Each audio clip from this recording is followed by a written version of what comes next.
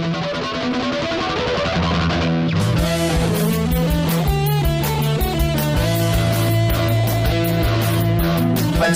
Monsoon.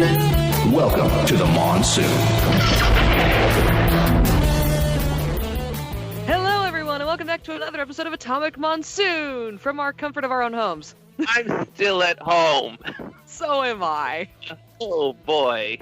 Hey, Steph, how's it going?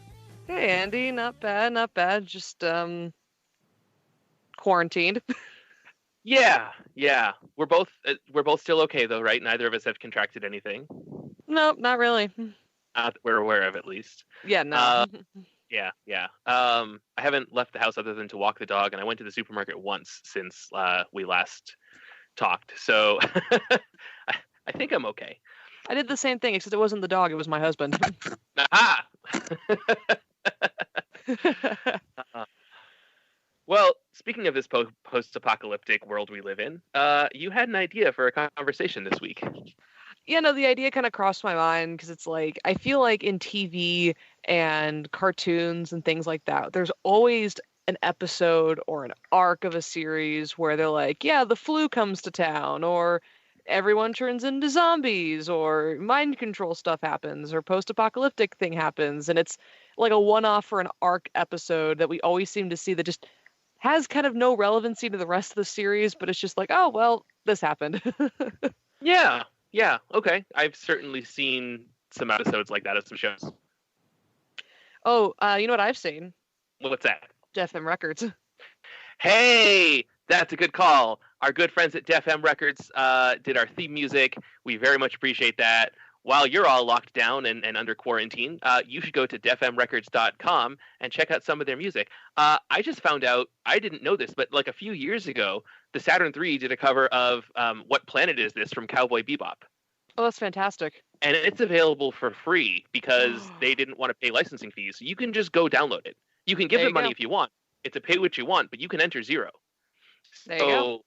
Yeah, you should definitely go check out Def M Records because they have some great music, and a lot of it is super cheap. And with a lot of people losing their jobs, hey man, free new music, that's something that we can all get behind, right? Aye, sir. Yeah.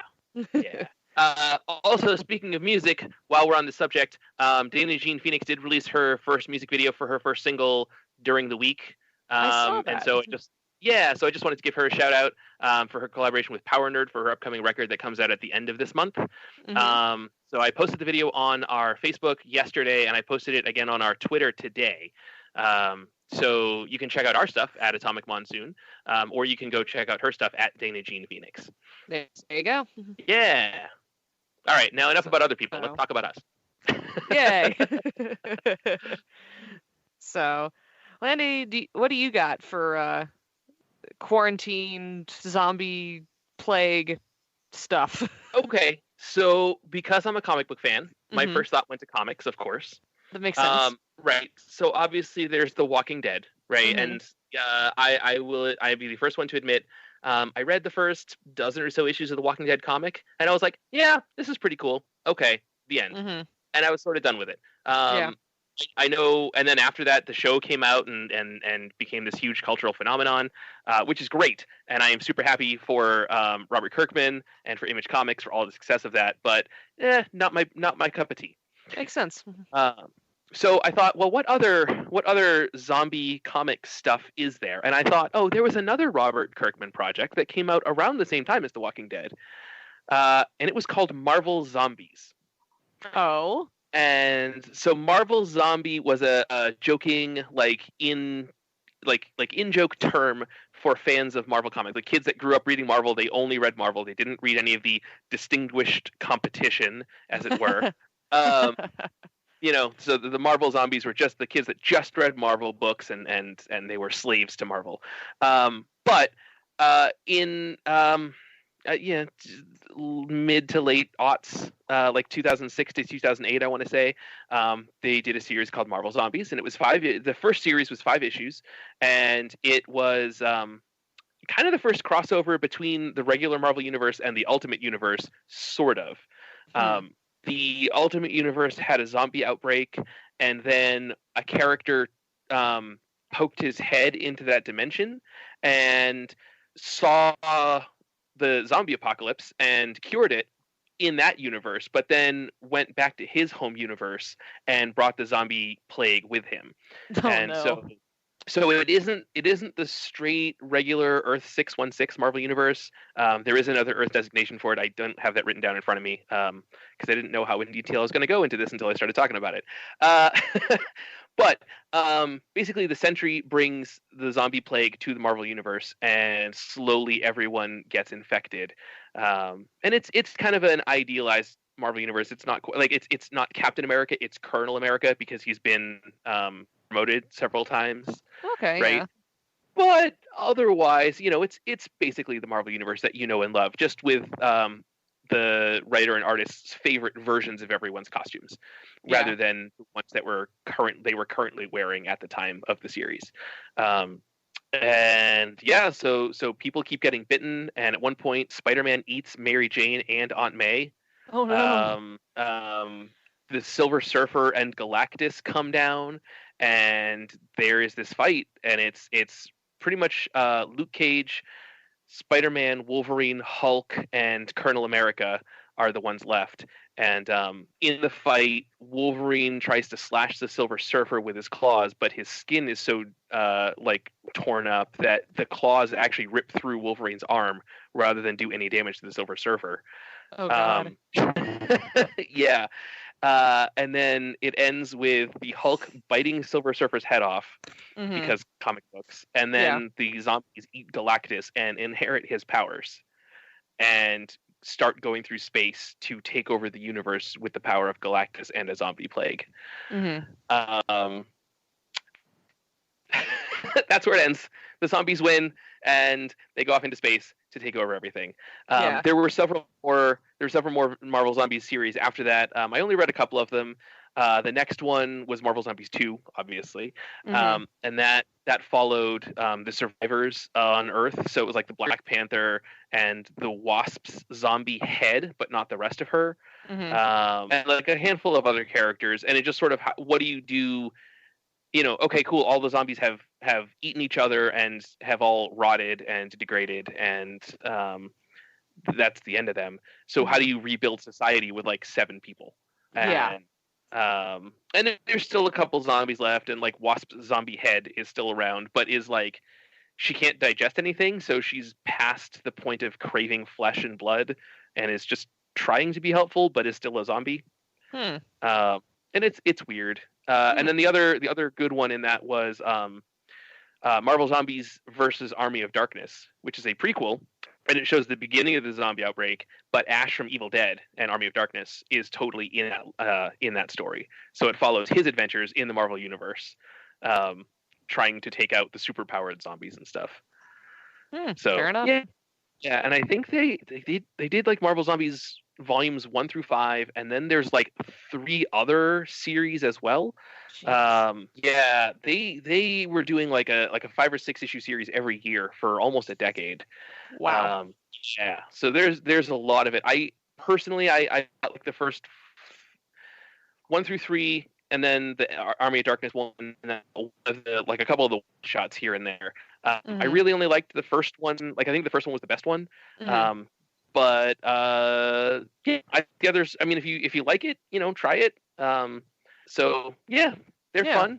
And I got my hardcover signed by the cover artist Arthur Sudum at Phoenix Comic Con, like way back in like 2008 or 2009, back when it was still in Mesa, before when it was still a Cactus Con. Yeah. So. All right. Yeah. Cool. So very cool. There's my first pick for a apocalyptic zombie thing. What were you thinking? Well, so when I thought about this idea, for some reason my mind went, it's partially mind control, partially zombies, because technically the person that's controlling everyone is a ghost. So it's like possession meets zombies meets mind control. Okay. But I went to, there's an episode of the Nickelodeon show Danny Phantom. Do you know the show? I've seen an episode or two. I'm not super familiar with it, but he's the little kid in the black and white outfit with the white hair, right? Yeah, Danny. Yeah, he's a 14-year-old kid who has parents who hunt ghosts, and one day he steps into their ghost portal machine, and it gives him the powers of a ghost. So he can be human at one point, but still uses ghost powers like really whenever. And then he has this thing where he goes ghost and he flies around and is like a superhero. Okay. Yeah. But there's an episode called Urban Jungle. Okay. And the episode kind of like, it starts off with Danny, his friends Sam and Tucker walking along on their way to school, and Danny is like wrapped up, bundled like it's snowing outside, and it's probably like maybe 80 degrees outside. And he doesn't know why he's shivering. He doesn't know why he's cold. But they're walking along to school, and then suddenly, just up from under the ground, pops this giant ghost, like maybe 100 feet tall, that is connected to the ground. And it's like this huge green, like plant monster type ghost called Undergrowth. And Undergrowth grabs Danny's friend Sam and possesses her mind because she takes care of plants because she's a vegan and is very much all about the plants. So she, you know, he ends up controlling her and turning her into his daughter or queen or whatever. And so Danny is like, I gotta get out of here, and he takes off back to the ghost zone while Undergrowth controls the entire town. Like, he takes over everybody in the town and like just literally puts everything under vines and moss and just all of it. And while Danny is in the ghost zone, he ends up learning that he has this power that to freeze like other ghosts. So he has like a freezing power now. Okay. And what's really funny is that I didn't realize this at the time when this episode premiered, but Undergrowth is voiced by Mark Hamill. Wonderful. I know. I didn't realize it at the time because at the time I hadn't done my dive into Star Wars just yet. Oh, sure, right. Came out. Yeah. So I didn't know who Mark Hamill was. And Undergrowth was this huge character. And now when I go back and I've watched the episode, it's like, okay, Undergrowth is voiced by Mark Hamill. And then when Danny goes to learn how to use his freezing ability, he crashes on an icy sector of the ghost zone and is taken and put into a Bacta tank, just like Luke. And I'm like, oh my God. Oh, that's super fun. How did I not realize that? Yeah. Well, if you haven't seen Empire Strikes Back, right? I mean, how would you recognize Hoth? Well, yeah, no, at first, I mean, obviously at the beginning, I'm like, oh, this is a neat episode. I like this episode. And then I saw Empire Strikes Back, and then I was just like, oh my God, this episode just got better. That's fun.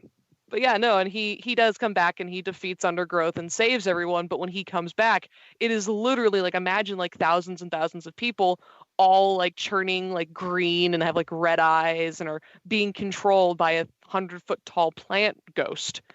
It's kind of horrifying. Yeah, So. Man. Okay. Oh, geez. I might need to look that one up. What was the name of that episode? Do you remember? Urban Jungle. Urban Jungle. Okay.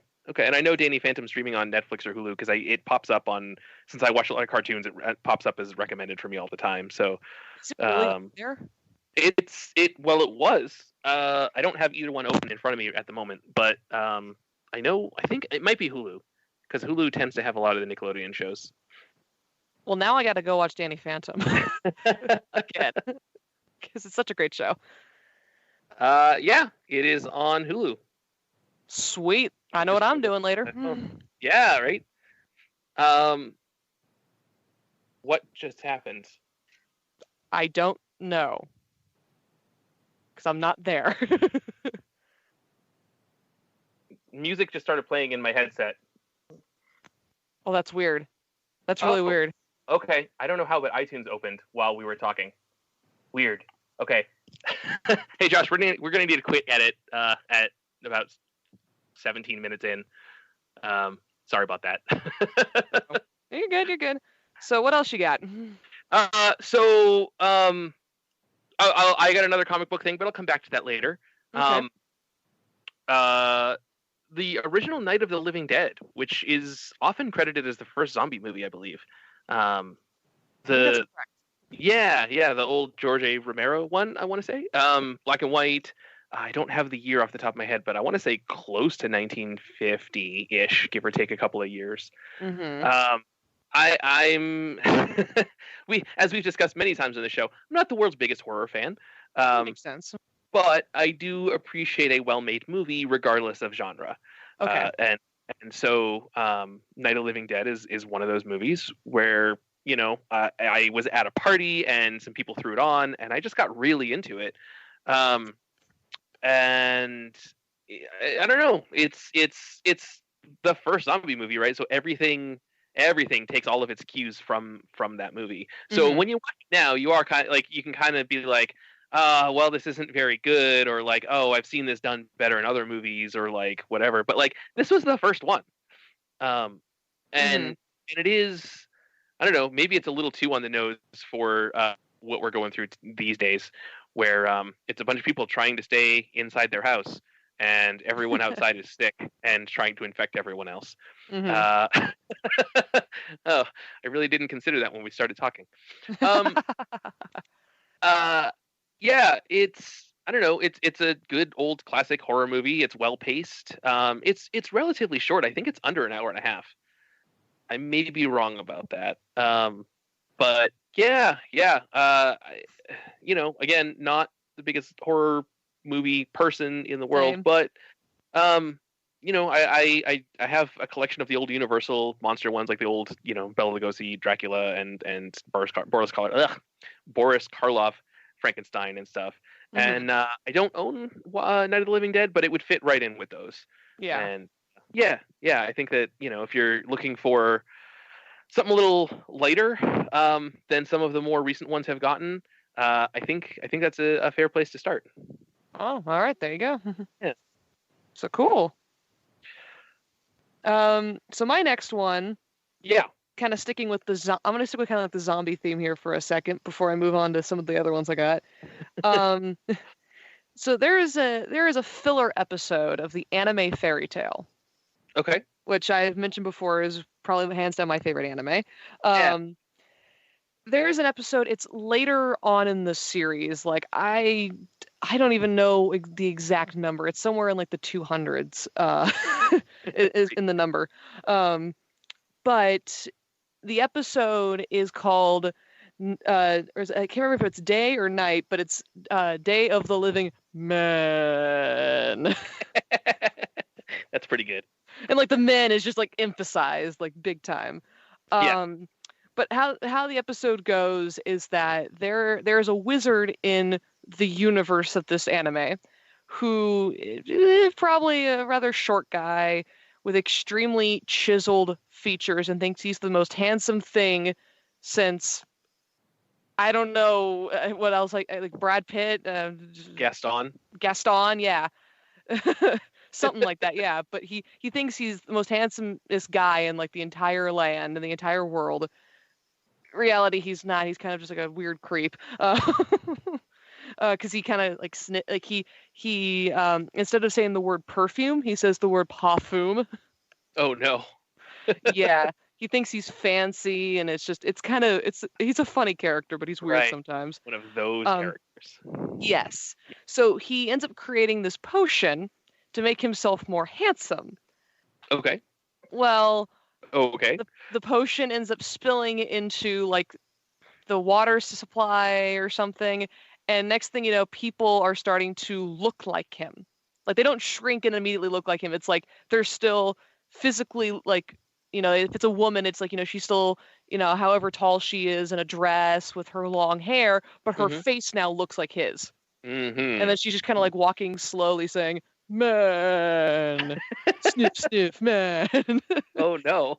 And it's like whenever they get closer to another person, it spreads, and then it spreads, and it spreads to the point where like by the end of the episode, there's like 5 characters who are not affected by it because they have, creatures that can fly. So they're kind of, up in the air away from everything.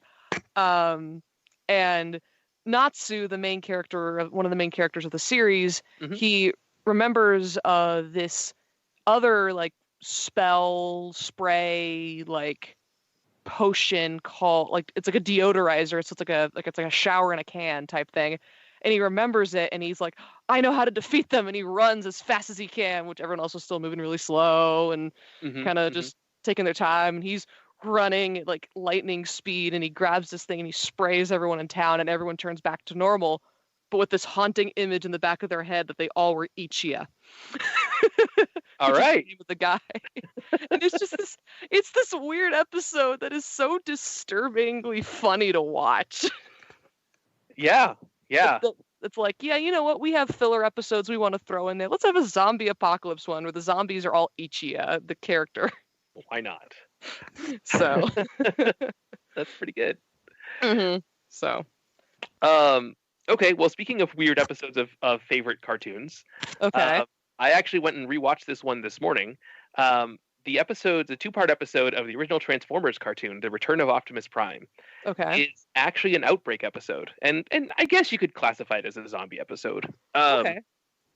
So there's a little bit of backstory to the setup for this episode. It is the finale for season 3, so I think that they assumed that you've watched the show before.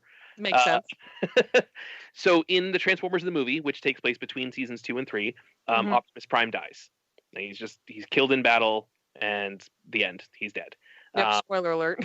Yeah, spoiler for a 34-year-old movie. There you go. Sorry. And it's like 20 minutes into the movie too, so it's not even like the climax. It's just like, yeah, we're not selling his toy anymore. Kill him. Yeah. Well, and that's not to be cynical about it, but that was actually Hasbro's. Like, Hasbro has come out and said, like, no, we didn't know kids cared because we thought they were just toys. So whatever. Anyways, so the first 5-part arc of season 3 introduces that the Quintessons are another alien race, and they were the creators of the Transformers. That's all you need to know about them, but they're kind of an important like third faction throughout the course of season 3. So if you've been watching, then this episode, like, you would know who they are when you get to this episode. And then there's another episode in season 3 called Dark Awakening, where some Quintessons find the body of Optimus Prime and reanimate him to basically trick the Autobots and trap them and destroy them because they're evil. Makes sense. So and at the end of that episode, the Autobots, or actually Optimus, regains control of himself, pushes all the Autobots away, jumps in an escape shuttle, and starts piloting himself towards a sun so that he will never be a bother to anybody ever again. And that was like halfway through season 3 that episode came out. So The Return of Optimus Prime, the end of season 3, which takes place, 17 episodes later or something, begins with a couple of scientists in a spaceship because this Transformers season 3 aired in 1986 and 1987, but takes place in the far-flung future of 2006. So you kind of just need to go with some of the more fantastical science fiction elements because it was the future, right? Yeah, makes sense. So there's these lab scientists who are in a spaceship, and they're testing this new metallic alloy that they've built, and they coated their spaceship in it, and they're trying to protect themselves from the heat of a sun that's going nova, which is preposterous. Yeah, but it works. And while they're out there, it turns out the star that they're flying towards that's about to go nova is the same one that Optimus Prime set his trajectory towards. So they register life signs on this other spaceship. They see that it's Optimus Prime on the monitor, and they go in, and because there's not really weight in space, they unstrap him and bring him onto their ship because they know that someone is going to want Optimus Prime's body to at the very least they want to return it to the Autobots so that he can lay in peace. Makes sense. So they do that, and then the sun explodes, and everyone's fine except the sun apparently had these weird spores in it that end up coating the ship. And when they get back to Earth, they start experimenting with the spores with some lab rats, and they pour them on the lab rats, and it turns them a glowing red, and they become very aggressive. And when one of the rats touches the other rat becomes infected immediately, just by touch. Oh. And so one of the scientists got caught in a battle. His lab was the site of a battle between the Autobots and the Decepticons way earlier in the show. I don't think it's an actual episode, but they have a flashback clip of Optimus and Megatron battling, and his face ends up getting scarred in the process. Oh. Meanwhile, the Decepticons attack their lab to steal the heat-resistant alloy, because they don't know what it will be used for, but they're sure it'll be fine. They'll come up with a use for it, because who wouldn't want heat-resistant metal, right? Right. So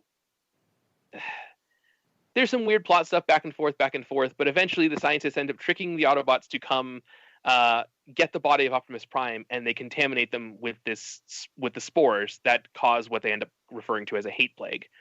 And so the entire first part of the episode from then on is basically like this hate plague. Like it's Autobots or people that are unaffected running away by people who are infected. And it starts with just the Autobots, and then a news broadcast says that it's gone to the human population as well. And then we see shots in space where like other aliens are infected by it, and it's run rampant. And they figure out like, well, we need Optimus back because he's the wisest Autobot of all time. So they go and find a Quintesson so that the Quintesson can repair Optimus, which is why I mentioned that they were the creators of the Transformers earlier. Yeah, makes sense. And the end of the first episode ends with Optimus coming back to life and saying, well, now nothing in the universe can stop me. Second episode begins, and Optimus doesn't know what to do because the oh boy, how do I describe this thing? The Autobot matrix of leadership is this thing that is important, and everyone's fighting over it. It was introduced in the movie.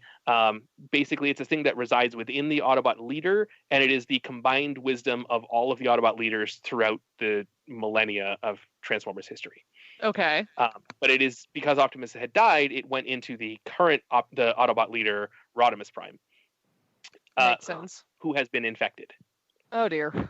So the Autobots end up going to the Decepticons, working with them to coat Optimus in the heat-resistant metal so that he won't be affected by the spores because the spaceship wasn't.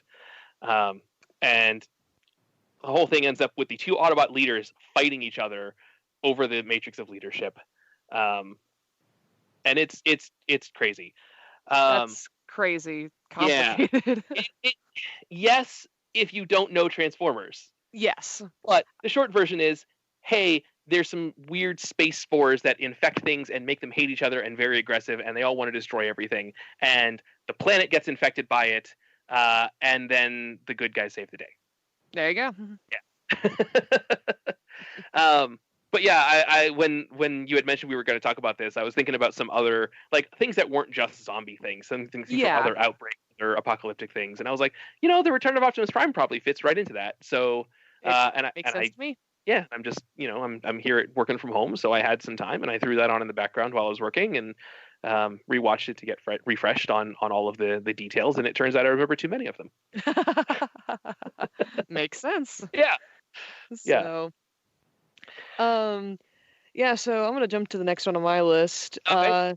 So the next one on my list is actually from Avatar: The Last Airbender, the animated series, not the live action movie that nobody talks about.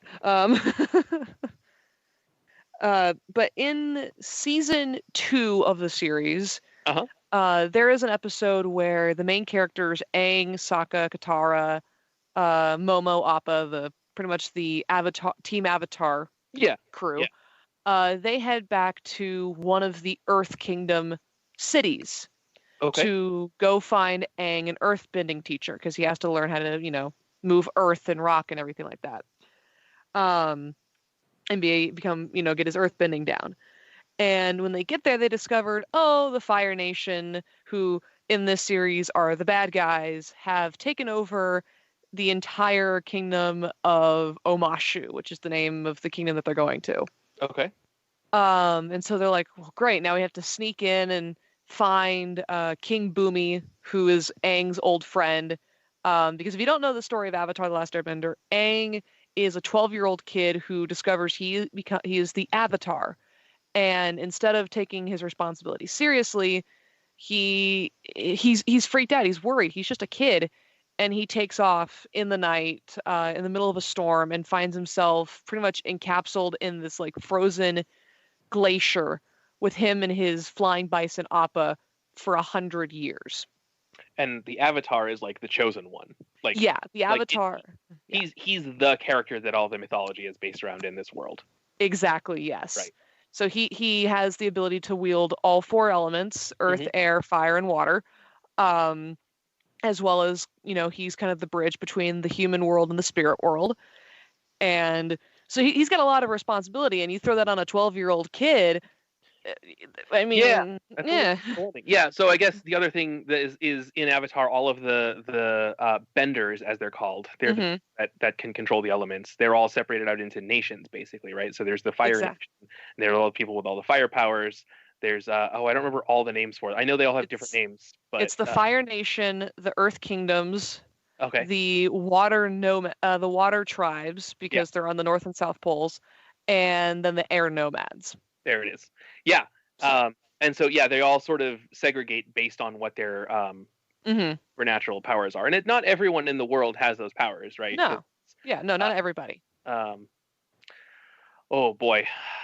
It's Sokka does not have it, but Katara does have the water bending, right? Yeah. Sokka is more of the weapons expert, using a boomerang or a machete or an axe or a sword. His sister Katara is a waterbender. Yes, and she's a very skilled waterbender. Yeah.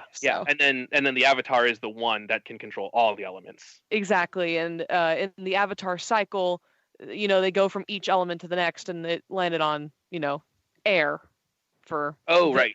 So it's like so after Aang dies and passes on, as we see in The Legend of Korra, which is the sequel series, then the next one in the line was a waterbender, and the waterbender was Korra, but she can also use the other elements as well. Okay. So it's kind of this whole thing. But but anyway, so they arrive to the city, and they're like, okay, they have to sneak in, and when they sneak in, they come out of like the sewer pipes that they went through, and Sokka has this little tiny adorable little octopus, but it's not an octopus, it's a pentapus because it has 5 legs, not 8. Oh, sure. And it's attached to his face. And Aang manages to, tickle it, and it pops off, and it leaves these red welts on his face.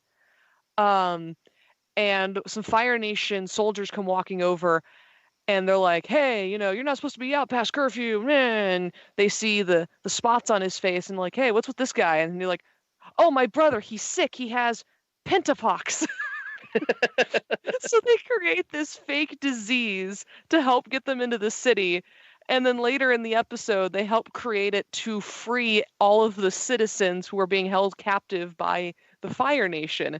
So later on, they're like, hey, I heard some kid had pentapox. Now look, the entire city's infected. But no one's actually infected. No one's actually sick. It's just like these little like octopuses that have just like left their suction cup marks all over these people. That's fantastic. Oh, it man. Is so hilarious. So that reminds me, and I don't know why I didn't think of this earlier, of Starro the Conqueror from the DC Comics. Starro is a purple starfish with one eye, and he duplicates himself, and basically if a Starro gets on you, you become a slave of Starro. And it was the first Justice League story, in fact. The Starro was the threat that caused the heroes in the DC universe to team up to defeat him. Makes sense. No one hero could do it on their own. And Starro's reappeared and stuff, and there were definitely some episodes of like Justice League Unlimited that featured Starro. But yeah, Starro is the giant like mother hive mind thing, right? And all of the little Starros are still called Starros, I believe. But they attach onto your head basically, and they have the one eye so that it can see where you're going, but it takes over your body. That's hysterical. That kind of makes me think of the very first SpongeBob SquarePants movie, Plankton, the little one-eyed green plankton. He actually creates these mind control buckets that kind of, well, they say CB on it for chum bucket, but it's kind of like a similar thing where they somehow like have these sensors on them so people can see where they're going and they're just not running into walls and such. Yeah. So. Man, that Starro story is from like 19 oh boy, late 50s, early 60s. Holy crap. It predates the Marvel Universe, actually. um, Wow. yeah, it predates the Fantastic Four. So yeah, Starro's been around, and I'm sure has inspired a ton of stuff. And honestly, I'm sure is inspired by some science fiction story that I'm not aware of. Maybe, who knows? Yeah. Like a lot of the 50s and 60s comic book stuff, if you look for it, you can find like these are like a lot of them are based off like Philip K. Dick or Isaac Asimov stories. Mm-hmm. And or they'll take one element from that story and like really expand upon it. And yeah, I'm sure there's a brain control alien thing somewhere. But Starro the Conqueror is a purple starfish, so it's cool that SpongeBob kind of took that idea, but with a bucket. Mm-hmm. Yeah. You know, it's funny. So you made me think about this is just a side tangent. It has really nothing to do with what we're talking about, but it does actually, oddly enough, lead into my next thing. Okay. So I think I mentioned last week that I've been watching MASH with my husband. Yeah. And there was one episode where the character Radar was sitting there reading a comic book, but you couldn't really see what the comic book was because obviously they couldn't do like a whole lot of copyright with showing like, oh, he's reading this comic book, so you just kind of saw that he was reading. Yeah. And you know, they're walking over, and I think Frank Burns walks over, and he picks it up and he looks at it, and he's like, Captain Marvel, and he throws it back down, and I'm like, oh, cool, he's reading about Carol Danvers, and then immediately went, wait, no, he's reading Shazam. That's Shazam. He says Shazam a second later, and I'm just like, oh my god, normally I didn't get that mixed up, but I got that mixed up. Oh my god. Yeah, because Carol Danvers was not a character, or I guess was a character, but wasn't Captain Marvel. During when MASH was airing, it would have been Shazam. Well, yeah, but the thing is, though, MASH takes place in the 50s and 60s during the Korean War. Oh, right. Yeah. So, well, and so still, the Billy Batson Shazam Captain Marvel would have been a thing, and yeah, Marvel's Captain Marvel. So even Captain Marvel wouldn't have existed then. Yeah. Since he didn't appear till 1968. So there we go. Yeah. So, but anyway, Yeah. So continuing on with it, and this one, it's not as like big or as dramatic as the ones we've been talking in the sense of just like, one-eyed starfishes or, ghost plants. But there is an actual episode of MASH that we were watching where the flu outbreaks in the camp. Oh, yeah. So a lot of the doctors, surgeons, nurses, like medical staff are going down with the flu, and it's like Hawkeye and Margaret Houlihan and like Klinger and a couple of others that are like helping out with or helping out with surgery because they're still bringing in all these wounded, despite everybody getting sick. And at one point, Hawkeye tries the flu vaccine. And he turns to Margaret, and he's just like, "Hey, Margaret, that the vaccine that you gave me?" And she's like, "Yeah." And he's like, "Well, I've got it." And she's like, "Oh my God, are you sick?" And it's this really funny thing about how like back then the flu would just come in a huge wave and just knock everybody on their butt. Yeah. And it still does that now, but it's like when you're in a confined camp like that, it's gonna hit you a little harder. Right. Yeah. So. Yeah. Oh boy. Mm-hmm. So. Today's episode ended up being a lot more topical than I thought it was going to be. Yeah, that's why I'm going to change it to one that's more funny and ridiculous. Okay. So, have you ever heard of it's a TV series, but it started out as a movie. I think I mentioned it last week. Was Buzz Lightyear of Star Command? Yeah. So, this one isn't exactly like a disease or zombie or plague or whatever, but this one, there is a mind control thing that does happen in the Buzz Lightyear Star Command movie where the evil Emperor Zurg steals what is called the Unimind, this giant orb of power, and that connects all the LGMs, the little green men that we see with the three eyes. Right. He steals their orb that kind of connects them all. And he turns it evil and creates this giant super ray. And he starts shooting planets in the Galactic Alliance and making them his evil pawns. And he shoots Star Command, where Buzz, obviously works. And he turns into, an evil pawn. And and so it's like Buzz, Mira, XR, and oh God, I'm forgetting his name. The big red guy. But those four are the only ones who don't get mind controlled, so they can go defeat, Zurg. But it was just kind of like thinking about it. I was like, oh yeah, it's not really a zombie apocalypse, but he definitely does take control of a lot of people. Yeah. So they defeat him though. Oh, good. I like the stories where the good guys win. Yeah. Yeah. Despite mentioning Marvel zombies earlier, although I guess they are the good guys, they just turn into zombies. So I wanted to mention one that is not technically a zombie story, but also kind of is. Mm-hmm. It was DC Comics' Blackest Night, which was a big Green Lantern to do probably about 10 years ago. I want to say it was 2009, 2010 when it came out. Okay, so it's fairly recent. Fairly recent, yeah. So the basic premise is, I'm going to presume most people are somewhat familiar with the Green Lantern. I feel like if you're listening to our show, you probably know who the Green Lantern is. But if you don't, I hope so. if you don't, he is an Air Force pilot that got given a magic space ring that lets him have crazy powers. And the weakness to his ring is the color yellow. Sinestro, who is a former Green Lantern, developed a yellow ring of fear. And after that happened, then they started introducing a whole color spectrum, right? So there's the red lanterns of rage, the blue lanterns of hope, the indigo lanterns of compassion, et cetera, et cetera. Mm-hmm.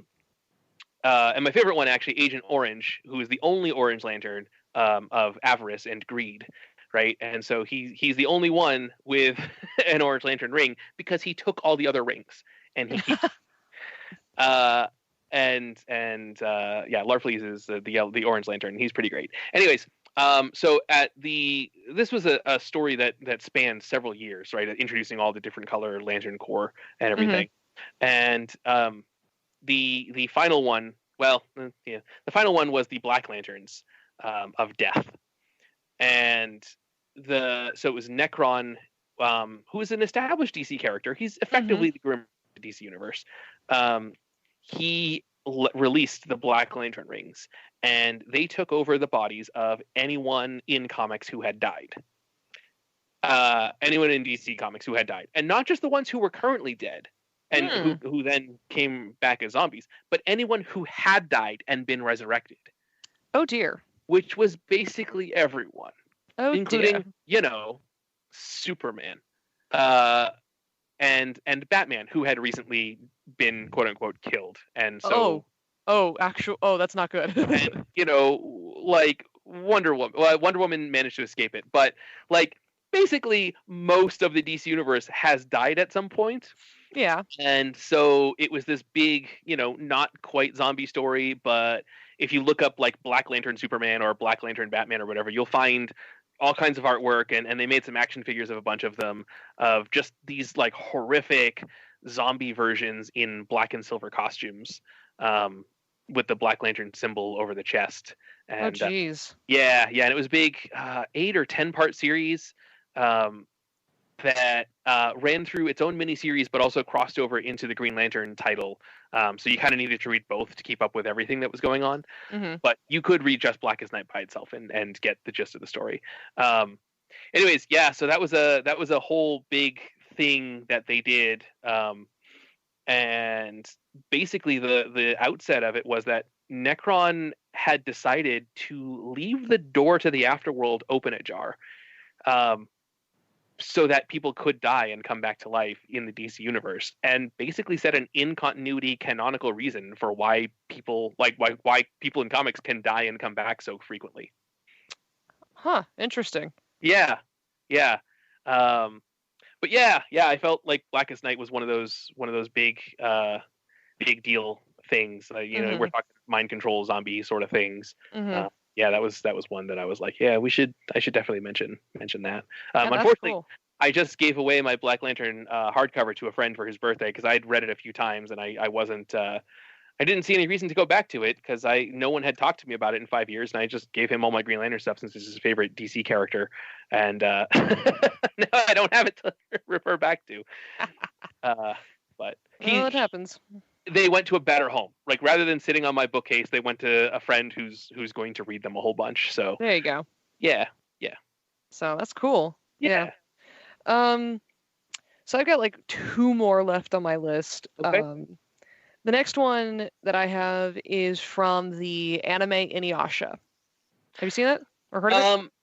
I'm aware of Inuyasha. I am. Oh boy. So Rumiko Takahashi created Inuyasha. Yes.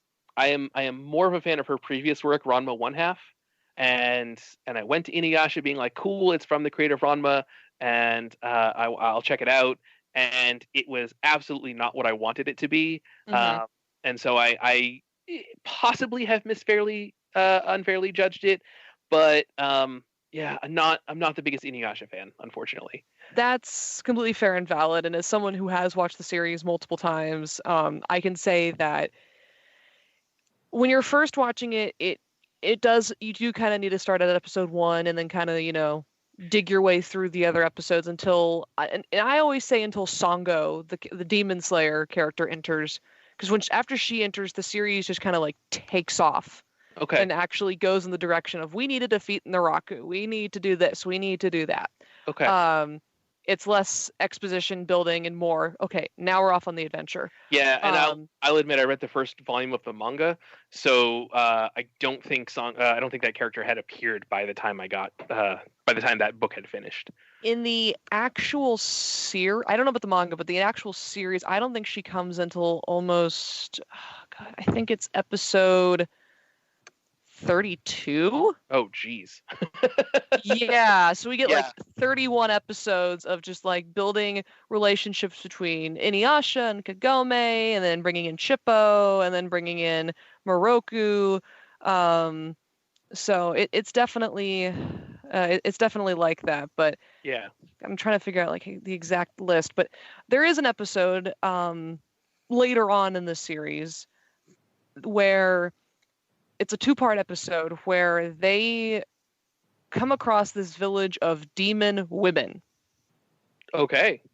At least that's the rumor of it, that there's, a village of demon women. And when they get there, they discover that apparently there is a salamander demon that has actually been sealed inside a scroll. And the seals are starting to burn away. And Okay. she starts controlling these heartbroken women who are waiting for their loved ones to come back from war. And she starts using them to capture men and bring them into her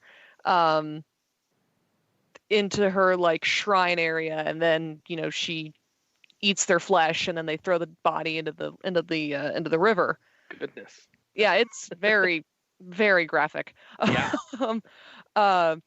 But the way she controls them is by having them swallow salamander eggs, and then the egg will hatch and then possess the person. Sure, yeah. So she's like possessing this entire village of women who are pretty much kicking everybody's butt, and everyone can't really fight back because they're technically not dead. Right.